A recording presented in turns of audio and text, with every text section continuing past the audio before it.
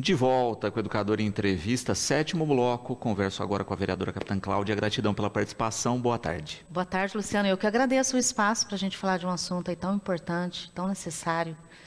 Bom, vamos falar a respeito dessa audiência pública. Não é? A cidade tem cada vez mais, né, tomado contato com a importância das audiências, porque são momentos importantes para se discutir temáticas específicas, né, capitã? A gente sabe que na sessão da Câmara nem sempre é possível uma participação e as audiências vêm também para dar suporte e para aprofundar discussões. Sem dúvida, Luciano. Na audiência pública, é a oportunidade que a gente tem um tempo maior para discutir sobre temas importantes, onde a gente consegue levar profissionais, pessoas capacitadas, técnicas, né? Então a gente procura escolher pessoas que realmente lidam com o assunto no dia a dia, que tenham um conhecimento técnico, profissional e que possa fazer essa abordagem mais técnica e levar informação, né? O tema importantíssimo dessa audiência pública de hoje. Hoje, às 19 horas, lá na Câmara Municipal, a entrada é gratuita, aberta ao público, todos podem comparecer. Quem não tiver a oportunidade de comparecer pessoalmente, vai ser transmitido pelo canal do YouTube. E o tema da audiência pública é prevenção à erotização precoce e abuso sexual de crianças e adolescentes. É um tema que eu costumo falar delicado de se abordar, mas extremamente necessário que seja falado. Eu costumo falar que nós não conseguimos combater o que nós desconhecemos. Tudo que a gente vai combater, a gente precisa conhecer. E o conhecimento, a informação é a arma mais importante de combate a qualquer situação, né? Então, as pessoas precisam ter a informação, conhecer sobre o assunto. Nós teremos 3 palestrantes, teremos a psicóloga Ana Paula Jardim, que é a coordenadora do CREAS, aqui de Batatais, a Camila Boldrin, que é psicoterapeuta, e a Bruna Sofiati, que é pedagoga e orientadora parental. Então, como eu falei, é importante a participação de todos. O nosso foco não são só os pais, né? Pai, mãe, o responsável pela criança, mas também educadores, né? Os profissionais da área da educação, da saúde, enfim, todas as pessoas que convivem ou têm contato com crianças e adolescentes. É importante que essas pessoas estejam sempre alertas, né? A luzinha vermelha ela tem que sempre estar acesa, Luciano, para esse assunto. E, infelizmente, é triste falar isso, né? Mas grande parte dos abusos ocorrem dentro de casa.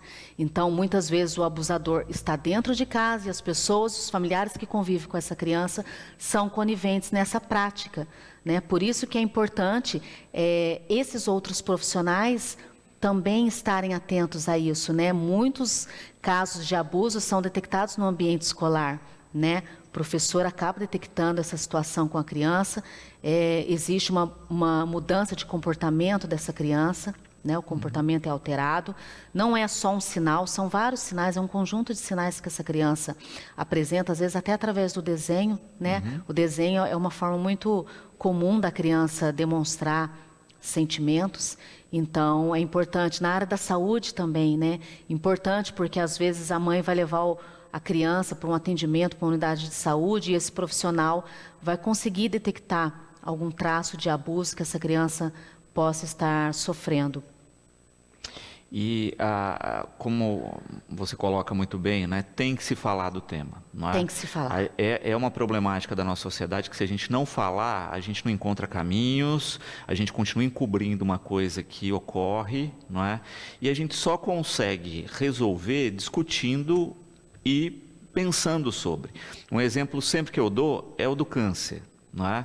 A gente passou mais de uma década que as pessoas não diziam nem a palavra, né? Falavam aquela doença. Antigamente não falava a palavra. Exatamente. Não é? E que a gente tinha um volume gigantesco de pessoas que morriam, né? Justamente porque detectava tardiamente, etc. Não fazia um exame, né? Exato. Quando a sociedade passou a enfrentar a questão, começou a falar rotineiramente dos exames, discutir, ter detecção precoce, tratamento precoce, a gente viu que dá para se enfrentar sim, né? E aí a gente conseguiu bons resultados, né? A mesma questão é com o abuso de crianças e adolescentes, né? Ou a gente trata do tema, ou a gente fala do tema, ou ele vai continuar acontecendo. Como eu falei, é um tema delicado, mas a gente precisa enfrentar essa situação, Porque às vezes, Luciano, o pai, a mãe tem a falsa ideia de que não tocando no assunto você está protegendo o teu filho. Vai chegar um determinado momento que aquela criança, né, a sexualidade já nasce com o ser humano, né? E vai chegar um determinado momento que aquela criança vai ter dúvida sobre questões ligadas à parte mesmo sexual, né? E se o pai e a mãe não tratar desses assuntos dentro de casa e orientar da forma correta, essa criança vai buscar informação em locais impróprios, com pessoas impróprias. Vai buscar informações nas redes sociais ou com um amigo, né, na rua. Então, é preciso que se quebre esse tabu de, vamos evitar discutir esse assunto para não despertar curiosidade. Precisa ser falado. Não existem ambientes seguros, não existem pessoas 100% confiáveis. Então, as pessoas precisam entender também que você precisa, Luciano, dar a ferramenta de autoproteção para a criança. Nem sempre o pai, a mãe ou o responsável, né? A gente fala responsável porque nem sempre a criança é criada pelo pai, pela mãe, às vezes é criado por um tio, às vezes é criado por uma avó, não importa quem são os responsáveis, né? Qual a família que essa criança pertence. Esses responsáveis precisam entender que eles têm por obrigação dar a ferramenta para a criança se autoproteger. Nem sempre nós estaremos perto dos nossos filhos. Nem sempre. Então, a criança precisa saber como que eu vou me defender quando eu não estiver perto do meu pai, da minha mãe, do responsável. Ele tem que ter essa ferramenta de autoproteção e você precisa orientar da forma correta essa criança. E nessa audiência pública, Luciano, nós teremos pessoas que vão poder passar de uma forma muito clara essas informações. A partir de que idade? Qual o tipo de orientação que você pode passar para o teu filho? A partir de que idade você pode falar para o teu filho quais são os pontos do corpo dele que ninguém pode tocar?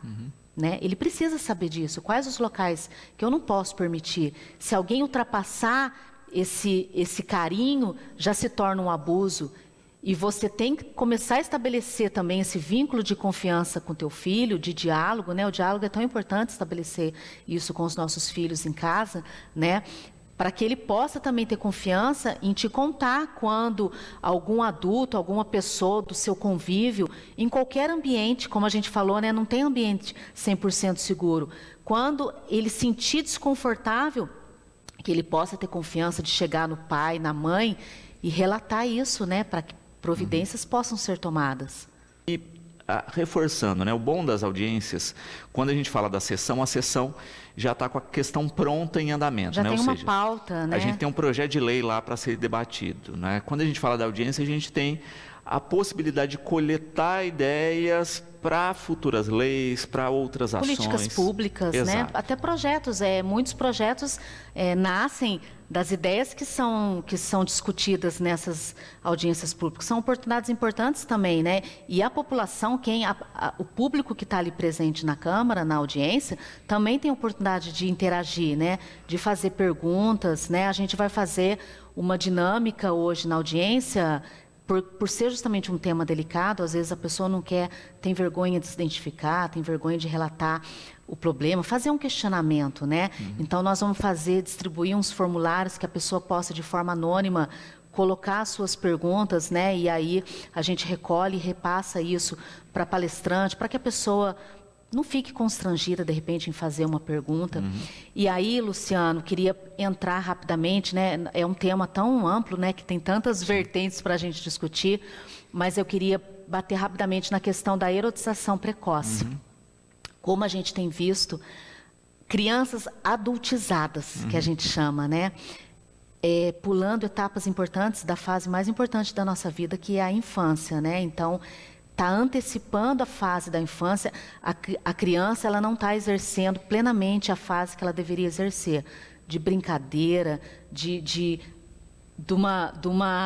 momentos lúdicos, né? Então, a criança já está recebendo, está sendo imposto para essa criança informações que ela ainda não tem maturidade para trabalhar isso emocionalmente, né? Então, quando a gente fala da erotização precoce, que a gente costuma falar das músicas, né? Música, dança, a gente vê crianças tendo fácil acesso, livre acesso a conteúdos, através de música principalmente, né? Acho que música é o exemplo mais forte que a gente consegue lembrar aqui nesse momento, com uma conotação extremamente sexual, né?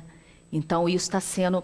E o mais complicado que eu acho, Luciano, quando a gente fala nesse assunto, né, essas músicas com conotação sexual, algumas pessoas falam assim, capitão, mas tá normal hoje em dia, né? Hoje é comum, a gente tem tantos aplicativos aí que você vai passando os vídeos, é comum, a tecnologia, a modernidade. Então, o que a gente vê? A erotização na infância, ela forma adultos que passam a perder a sensibilidade, a enxergar com normalidade essa situação. E é aí que está o perigo. Quando o adulto normaliza essa situação da erotização, é aí que está o perigo, porque ele não consegue enxergar os malefícios, o perigo da erotização precoce. Quais as consequências? Uma criança erotizada, Luciano, ela está muito mais vulnerável a sofrer um abuso sexual infantil. Infelizmente, a gente tem meninas com 11 anos de idade que já estão completamente erotizadas. Ela já tem, inclusive, uma vida sexual ativa. Parece absurdo para muitos, mas não, a gente tem meninas de 11 anos, de 12 anos, que já têm uma vida sexual ativa, que já estão completamente erotizadas, né? Então, a gente precisa entender e não normalizar. Acaba ocorrendo a dessensibilização.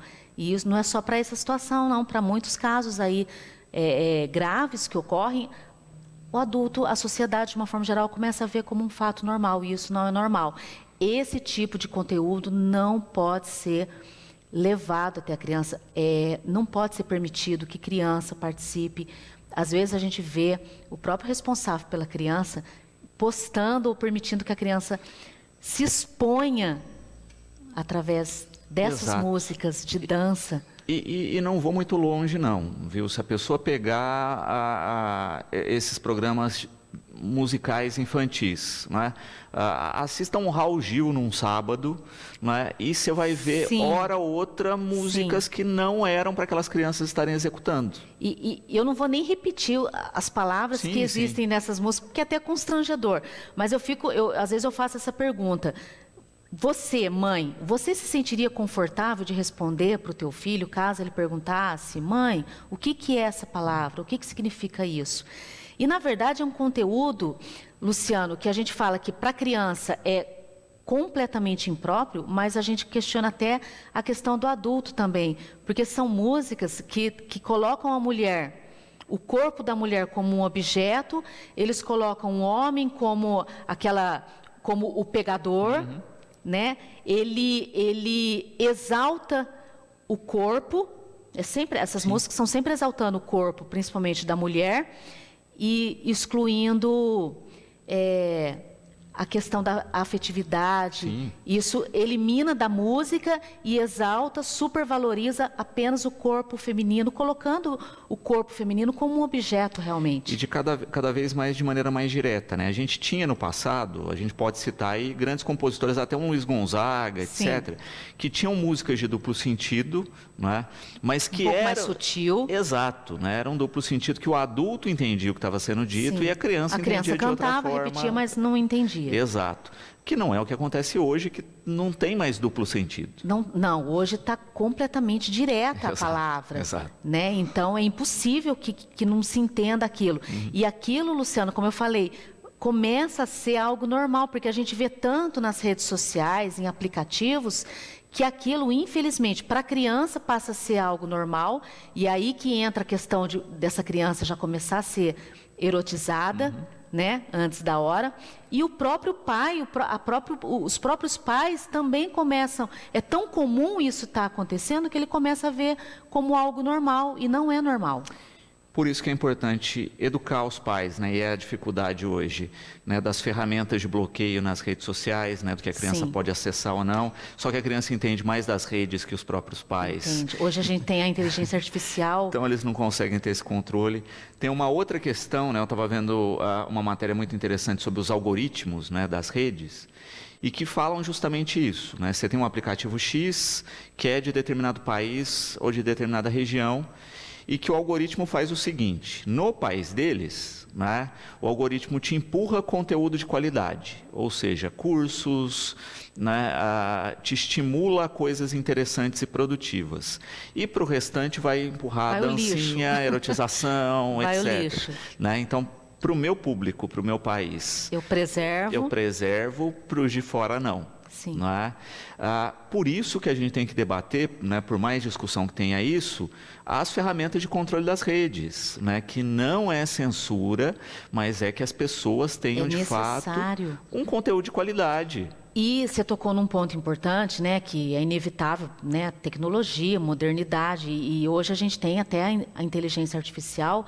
Você tem, às vezes, conversas que você pensa que você está conversando com uma pessoa, sim, até a voz é modificada, né? Exato. Uma voz de menina, de criança, mas quem está por trás é um adulto, é um homem, às vezes, de 40 anos. Então, manipulando uma criança. Manipulando uma criança. E, às vezes, Luciano, por que é importante a gente atingir também todas as linguagens de todos os públicos? Porque, às vezes, quando a gente fala de abuso sexual de criança e adolescente, a gente pensa naquela criança que está ali sendo criada na periferia, que, de repente, ela passa o dia inteiro sem a supervisão de um adulto, né, de uma mãe. Às vezes, a gente vê criança de 5 anos que está sozinha, brincando na rua.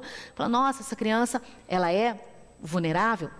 Sim. Muito, né? Porque ela fica sem uma supervisão, sem um monitoramento de adulto, de repente o abusador vai aproveitar dessa situação e vai cometer o abuso sexual. Mas daí a gente tem aquele outro público que, de repente, aquela criança fica dentro do quarto no computador e a mãe fala assim, não, meu filho está seguro, porque, tadinho do meu filho, ele passa o dia inteiro no quarto, ele está no videogame ou ele está no computador jogando, então meu filho está protegido.